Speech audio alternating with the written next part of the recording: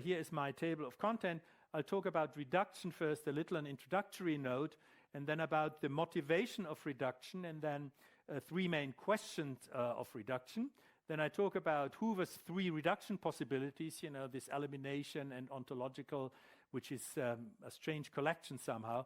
And then I talk about anti-reductionist strategies, because this is what Hoover wants. He wants to defend macroeconomics as an autonomous part of economics, and there you need anti-reductionist strategies, and we have to have a look at these anti-reductionist strategies. So this is the program, and I start with an introductory note. The one thing is really important, that the topic of reduction and reductionism leads to very emotional debates in all disciplines. This is very, very rare that people talk about reduction, you know, in a cool, neutral way and just analyze what's going on. Most of them take sides in the way they take sides, whether they're Christians or not, or Muslims or what, or Jewish or whatever. They just make their mind, and they want to be reductionists. Or they think, oh, reductionists are the worst thing in the world. Okay, someone said that sometimes reductionism is treated as if it was similar to anti-Semitism or Nazism. Right? Or, not anti-Semitism, or Nazism, right? It's treated the same sort of, if you can't say if you are a reductionist, you're... Okay, all right. Don't worry, I do not belong to this camp. So people tend to identify with and not critically discuss either reductionism or anti-reductionism. They are equally violent, all of them, and they just think as if their life depended on it anyway. So the debates tend to involve exaggerations, many times really exaggerations, especially regarding the enemy's position and the strength of the reductive power of one's own position if you are a reductionist, right? This you saw here, that Hoover then believes that all these people who really closely look at the micro level, that they are eliminativists. And that's not necessarily so. Well, he hates it. Okay, so we have exaggerations. We have fear of the proponents of the area or discipline to be reduced, to lose their autonomy. That you find, again, also in biology, they're really afraid, with this molecular biology and all this stuff, how biology goes down. They are feared that they are eliminated as an academic area or discipline. That's also highly exaggerated in many cases. Just if you look at an outsider, look at it, say, come on. Okay, and very, very often, and as I told you, now I'm not repeating it again, I worked really many, many years in that stuff, unclear concepts by both defenders and opponents. And that includes all the basic concepts that are involved here. Reduction, emergence is another one, supervenience is another one, I'm not going into it, wholes and holism, and others. And the meaning of these terms varies with context, and usually, especially for the scientists, they are not then very clear about these concepts. So it's much unclarity in all of that stuff, and that immediately then also feeds into the arguments. The arguments become unclear, drawing on unclear concept and unexplained intuitions. So people have very strong feelings about that, and what they then do is they express their feelings, but the arguments do not become much better in many cases. So one has to read the pertinent literature very critically, and that includes Hoover. So let's first take a step back, so to speak, all the heat out. We just talk about the motivation to discuss reduction. Why is that possibly a topic that makes sense in general and also in economics? The basic situation for questions of reduction or reductionism to come up is the following. We have a system, a whole, if you wish, that is composed of certain parts. Right? That's the basic situation. And the main question of reduction is then, can the system be analyzed or understood in terms of its parts? Right? That is the question of reduction. How do the parts produce the behavior of the system? This is what Hoover calls, I think, the reductive impulse. That is the basic question. You can ask that with any system you have. You can say, the system does this and that. Can I analyze or understand the behavior of the system by the behavior of the parts? Which is a very plausible question. This is the question, and this is across the board from all the sciences into which I looked, all this that I mentioned, it's always the same. So in sociology, you say, okay, can I understand the question, the behavior of a certain society or of a group? Can I understand that in terms of the behavior of the individuals? Or can I not? Is there something happening such that doesn't work fully? So that's the question, that's the situation in which you can ask the question of reduction. And the fundamental idea behind that question is, when you pose it, it is the parts, including their interaction and dynamics, that produce the behavior of the system and nothing else. Right? If the system is really composed of the parts, then it's the parts who do all the work. Right? They produce the behavior of the whole, and the whole doesn't have anything special over and above the parts if the system is really built out of the parts. That is what I sometimes call the basic reductionist intuition. And that you say, if the system is really built of the parts, then it should be possible to understand the system in terms of the parts. This is the same intuition you have in macroeconomics. I mean, because all these aggregated quantities, they are produced by the action of the individual agents and firms and so on, and it's an aggregation process. Therefore, in principle, it must be understandable what then happens on the macro level by understanding the micro level. Well, it doesn't work in practice because the micro is so complicated, and we don't really know how to extract the relevant information. So that's the fundamental idea, and that's, of course, a reasonable idea. So the example, if you look in physics, physical systems, so you have a gas, a liquid, or a solid, and you want to understand that in terms of the molecules they consist of. This is absolute standard in these things, and you try to have on the macro level regularities as well, but once you have them, you try to understand them in terms of the micro level. So you want to understand molecules in terms of the atoms they consist of. This is molecular physics and also parts of chemistry. You want to understand an economy in terms of individual consumers and firms, micro level. We have the argument against it also, but these are just to show the motivation why that happens. And then in biology and medicine, of course, your organisms in terms of their parts, their organs, the cells, the molecules, etc. So if you look at modern medicine, great parts are really reductionistic. You look what the molecules are doing and also what the organs are doing. So why do people strive for an understanding of the system in terms of the parts? So what is the advantage of a reductionist research strategy over an empirical study of the system itself?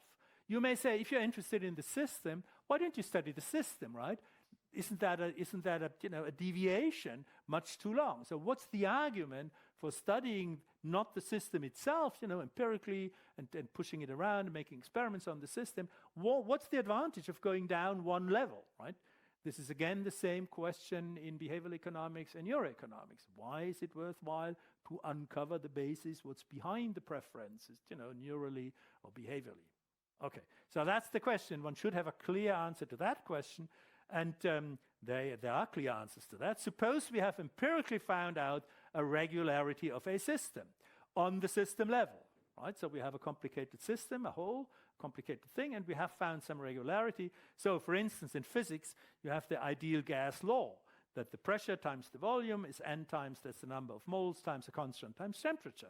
This was found out in the 17th century. This is macro, this is gas physics, right? And an ideal gas, this is, well, a very nicely behaving gas, follows this equation, right? You have it in economics, I had it already, Okun's law, dependency of the change of GDP on change of unemployment rate, and the US data from 48 to 2016. I had that already once. This is a wonderful regularity. You have that regularity, the regression there, and it's pretty good. So, I'll call it a law anyway, but you do have a sort of regularity. Why are you not happy with that connection between these two macroeconomic variables? What's the advantage then of going to somewhere to the micro level?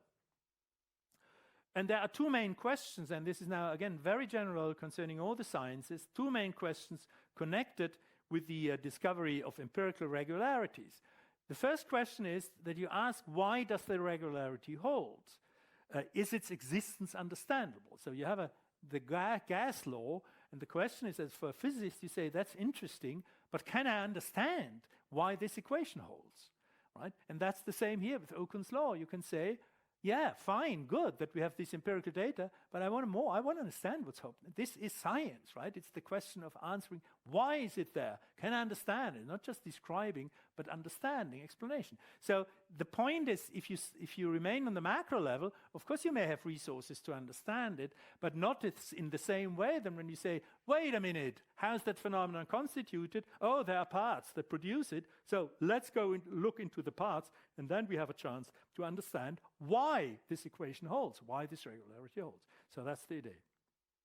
This is more, so to speak, exaggerating, philosophical, right? You just want to have more understanding. But there are very, very practical reasons why you should have a reductionist analysis, namely under which conditions does the irregularity hold? What are its limits?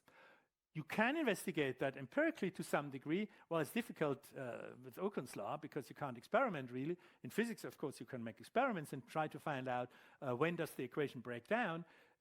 But you can also say, well, that should be somehow discoverable if you go to the micro level. They can be tackled by a reductionist approach, these questions. And this is exactly what happens in these other sciences as well, apart from economics. You look how the phenomena at the system level are generated by the properties and dynamics of its components, right? And once you understand that connection, then you can see to an understanding of the conditions under which the regularity holds. For instance, you can, in this way, you can see if you try to derive the law for ideal gases from the dynamics of the molecules, you see that you only get this result if you presuppose certain properties of the molecules, right? For instance, concerning their density, low pressure, low density, high temperature. This you need.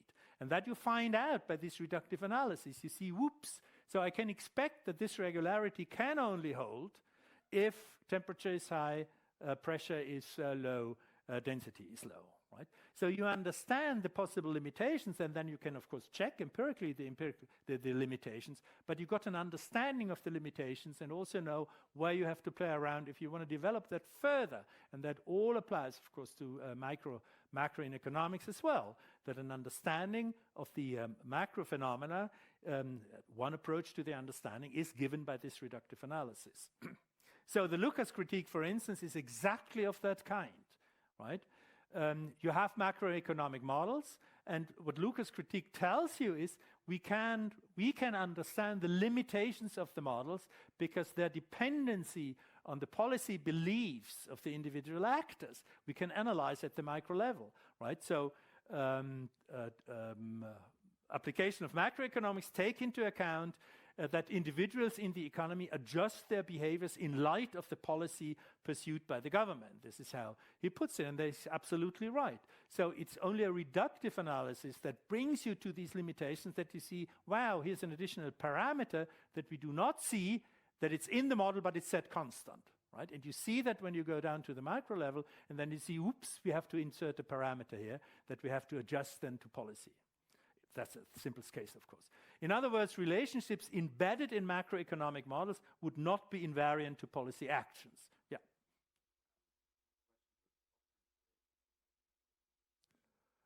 Well, some people believe that it plays a role in reduction, but Occam's razor is a dogma.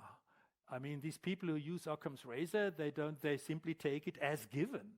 And I looked at a situation in which I must say it's ridiculous to use Occam's razor. Why should Occam's razor be true?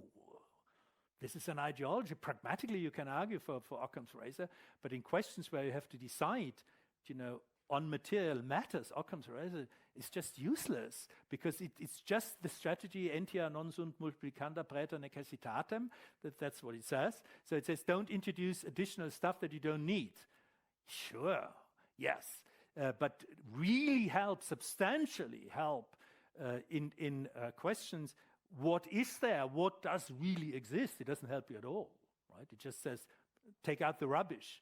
Yeah, I don't need Occam for that, right? Okay, so that's highly exaggerated, also, by the way, in other disciplines, not only in economics. But just think of it, either it's trivial or it's false. This is, by the way, the normal choice in philosophy. Most of the things are either trivially true or they are false. Anyway, so back to Hoover here. You find these relationships that are embedded in macroeconomics, so they become efficient in macroeconomics but you don't see them if you look at the macroeconomic equations. You only see them if you go down to the micro level. Thus, by reduction, one may discover limitations of macroscopic regularities. And this is Lucas' critique. It's immediately the same situation in other disciplines. Okay, so in order to pursue the reductionist approach, three main questions have to be answered. This is now, I think, very important that one sees that. There are three questions. The first question is, one has to answer in order to get the reduction going. The first question is, does the system really consist only of the parts and their interactions and nothing else? This is just a fancy name, ontological reduction. If you start with a reductive analysis, you've got to know, does the system really consist only of these things that I've got in focus, or are there additional factors that I do not have in focus, right? And the reduction can't be successful if you don't have everything in focus on the micro level.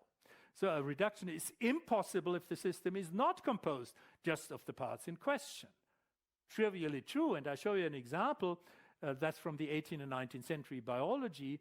Vitalism in biology, the idea was in that position that in an organism there is, in addition to the physical ingredients, there is a life force at work called vis vitalis, something mysterious, not material. Living beings are just completely from their constitutions fundamentally different from inorganic matter. This was the idea.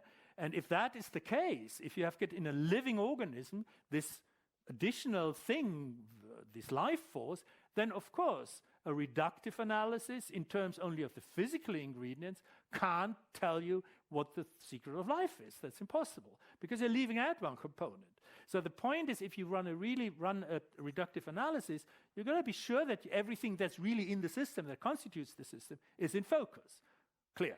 So you're going to be clear about that. Under these circumstances, of course, the working of the organism can clearly not be fully understood in terms of its physical components, because you're leaving out one thing that's doing some work for the organism. In the case of economics, I think the case is clear. An economy is made up of the entities at the micro levels, consumers and firms, and nothing else. And there Hoover also agrees. I mean, it's trivial. There's nothing mystical or anything. The properties and the dynamics at the macro level are completely determined by the micro level. Right? So what happens, you can't have a change at the macro level without a change at the micro level. That's impossible. It's completely dependent. Macro is completely dependent on micro. That is, I'm mentioning that the term supervenience is often used in that context. Hoover uses it in other papers. Forget it if you don't like it. So the question of a micro reduction of macroeconomics does make sense, because we do have this difference in levels, and the upper level is just composed of the entities of the micro level. So this is clear and beyond doubt, and it will for the next decades stay beyond doubt. I would bet on that. All right.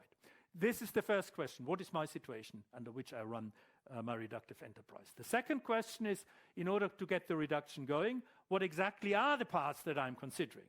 Because that's not uniquely, the people were very naive earlier, that it's as if it was trivial how you describe the parts. So for instance, in the case of organism, and we have that of course in contemporary medicine, it's always the question, how do I cut up the whole organism? I cut up not literally, but conceptually. There are the organs and bones, etc., cells, molecules, atoms, elementary particles. They are all in some sense parts. And for some questions, say in medicine, you better cut up the organism simply in terms of organs, because then you know the function of the organ, one organ and its interaction with another organ is enough. In other cases, you really got to go down to the molecules, because then if you've got one protein that does a wrong job that's produced by your genome, then you've got to see this molecule, right? It depends what you take as the parts. This is not God-given, what the parts of a system are. And typically what one does is one proceeds stepwise, because it's impossible to jump from the system level to the level of the smallest parts. So this is always ridiculous if you say, in the end, everything is explained in terms of elementary particle physics. Doesn't make sense, neither for economics nor for biology or anything else. It just doesn't make sense. So typically you go in steps. And for instance, understand the organism in terms of its organs, understand the organs in terms of their cells, understand the cells in terms of their constituents, what's in there, understand the constituents of cells in terms of molecules, etc. But it's not necessarily that you always follow this ladder completely and in this order. There are different situations in which, depending on the situation, you say, oh, in this case, I have to take the full organ, but then I have to take a single molecule in order to understand what the organ does. Same holds, by the way, for the brain. Sometimes it's just one molecule that does something in the brain, and you have to then connect properties of the brain and processes at the brain level, but just reducing it or connecting it with one molecule. So it really depends. And it's a question that's completely open. What are the relevant parts? It's the parts, if you have a whole, the parts are not God-given, right? They look God-given if you look at a car and then you say how many parts has the car. I mean, this is all you can remove and store, and that stores somewhere. But even then, it's not, right? So one has to be careful. It seems to be similar to the approach of Klein and Tinbergen, obtain a model more and more disaggregated data, right? And the complete disaggregation would be then the individuals. And therefore, this is, of course, completely legitimate that you look at different units and different parts, and it's not God-given what the parts will be. Now, the third question is then, in order to get the reduction practically going, whether there are natural steps in terms of greater subunits. Is it possible to make intermediate steps on the way to the reduction one is interested in? So you may be interested in a molecular understanding of something of an organism, and then the question is, what are the best intermediate steps? And this is, of course, a question of strategies. They typically involve all sorts of idealization, approximation, other counterfactual assumptions, and you have to be open-minded here. And according to Hoover, for the reduction of macro to micro, describe the economy by a representative agent model. That is the first step toward a detailed microfoundational model. This is what he says, and I'm really ending in 30 seconds.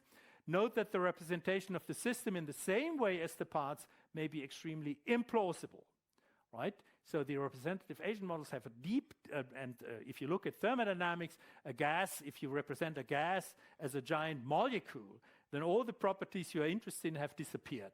The approach to equilibrium, nothing is there. So it's complete nonsense. So when I read that, with my physics background about economists representing macroeconomics by a representative agent, I thought, wow. Similarly, a macroeconomic representative agent model, coordination problems, the same kind of economic actors cannot even be articulated, as you cannot articulate the interaction of single particles with such a macro model. Unemployment rate, and read the Kierman articles there. That's really interesting. However, one should not be premature in dismissing crazy steps in attempts to reduction, because they may turn out to be heuristically fruitful in unanticipated way. So one should be open-minded in science if you want to be productive. Very often scientists disagree about the heuristic value of research programs, and only in the end success decides. So all these discussions are not very useful. And finally, an extended discussion about the possible success of research programs is of very limited value. This happens also in the other sciences. They may talk about it, but in the end you just got to deliver, period. I want to come back to this, to the beginning of Hoover's paper, where he distinguishes three possibilities of what he calls the dependence relationship for reductionism, or the scientific interest in establishing it. And he comes with a list of three things: elimination, ontology, and explanation. I hope some of you have read the article. If you read that list, when I read it first, I didn't know what to say. I mean, this was all, yes, had some plausibility, but if you looked what, so to speak, the unity of that list, or is there a principle or anything, it's completely heterogeneous. You can learn it by heart, but it's very difficult to understand what that list should be. So let's discuss that.